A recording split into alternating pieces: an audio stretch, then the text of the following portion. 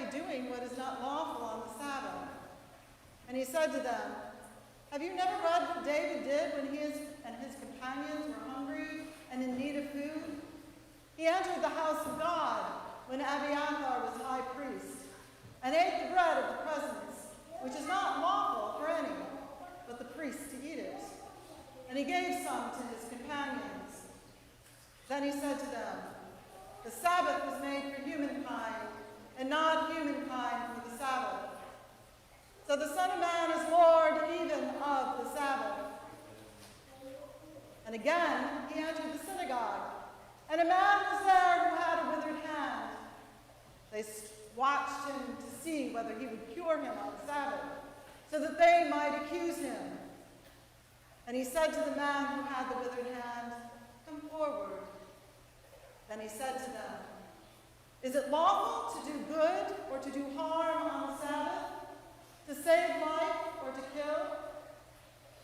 They were silent. He looked around at them with anger. He was grieved at their hardness of heart and said to the man, stretch out your hand. He stretched it out, and his hand was restored. The Pharisees went out and immediately conspired with the Herodians against him, how to destroy him. The Gospel of the Lord. Praise to you, Lord Christ.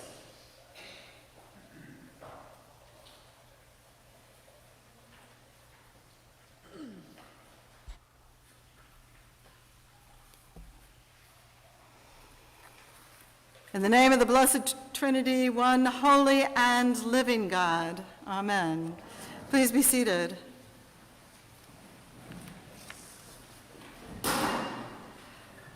We are barely 3 chapters into Mark's Gospel, and already there are groups conspiring against Jesus. Not just any groups, opposite groups. People who would otherwise have nothing to do with one another have bonded over their hatred of Jesus and have vowed, quote, to destroy him, unquote. The Pharisees, the keeper of religious law, not inherently evil by any means, just sometimes over-exuberant, have now become not just active allies, but co-conspirators with the Herodians. Herodians were followers of King Herod, who was the mock head of state, which mocked Judaism most of all by being a puppet ruler of the occupying Roman Empire. Now, we could feign surprise by this, but we all know this is not the first nor the last time in human history for such an unholy alliance to occur. That said, I too am curious about those backroom cover of darkness conversations and the hold the leaders of the day had over some of the people.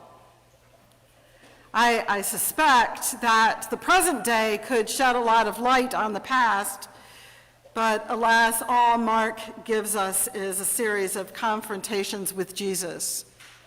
And today it is about the Sabbath, about remembering to keep a holy day of rest. It's commandment number 4, if you're counting.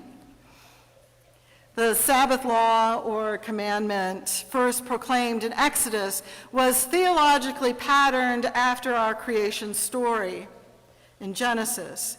It was meant to be a time of renewal and, most importantly, reconnection with the Creator. And what a marvelous offering by God to say, do not work so hard that you forget what is truly important. The Sabbath brings us back to the abundance of God's garden, where no one is in need. We just get to enjoy, to bask in the love of the one who made us. It is our weekly reset button. God, well aware of the human condition, and yet still wildly in love with us, offers us these grace-filled opportunities to repair and restore ourselves, as well as our relationship with one another, and indeed our relationship with all of creation.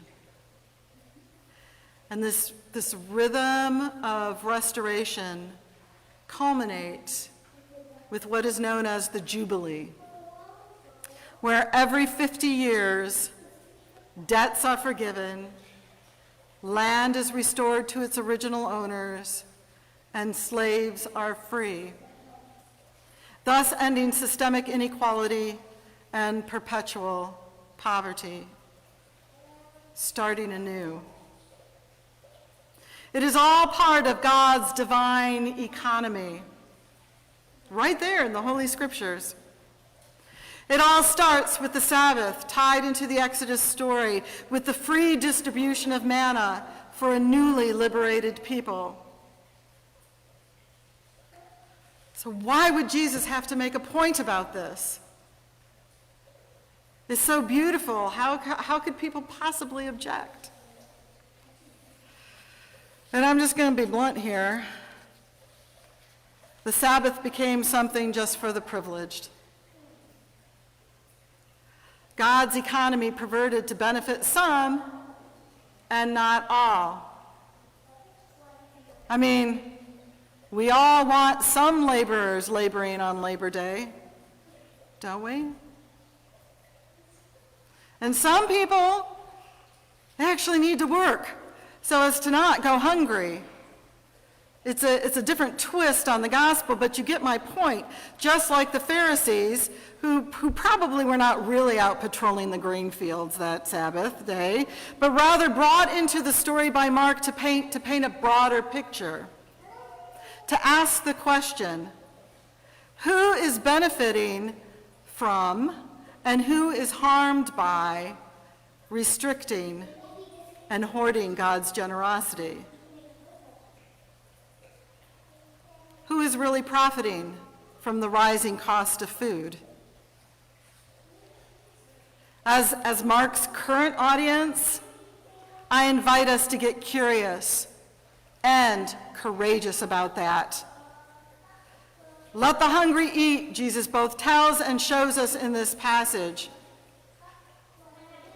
What's the saying? Food for people, not for profit. Poverty is actually something we can end. That's divine econ lesson number 1, and it is shrouded in Scripture. And yes, it will be on the test.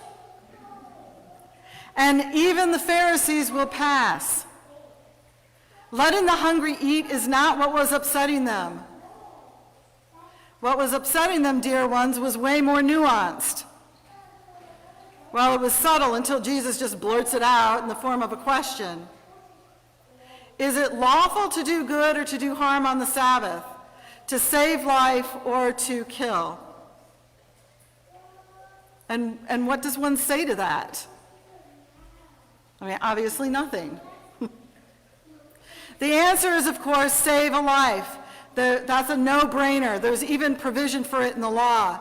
But the thing is, the man with the withered hand, his life was not at risk.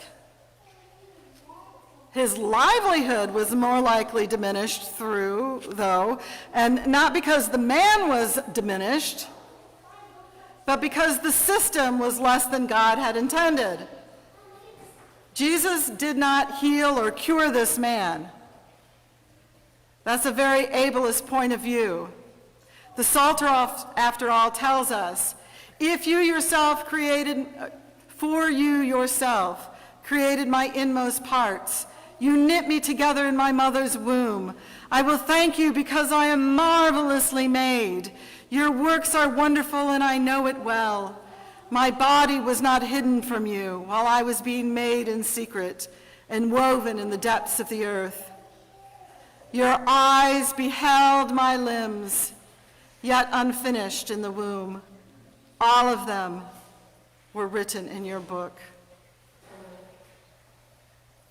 Jesus did not cure this man. He was marvelously made. Jesus restored him. He restored him to his rightful place within God's economy. And that felt new, and that felt wrong to those watching Jesus. But, grace usually does, doesn't it? I mean, what would the year of Jubilee look like today? Land rights returned to the indigenous populations, so no one owns it, but everyone cares for it. Reparations for slavery, debt forgiveness, student debt forgiveness. Yeah, it's getting uncomfortable in here. And now we understand. We understand the conflict because we are still living it. Jesus' ministry is not about stretching out our hands.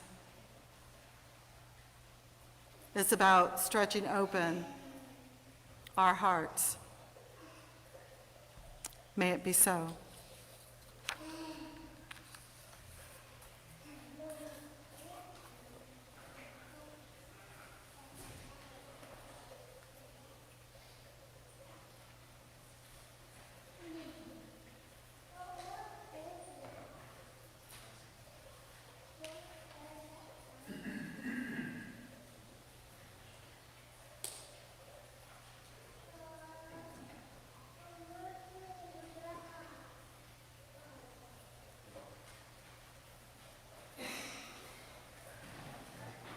I invite us to stand in body or spirit to affirm our faith, found on page 7 in your bulletins.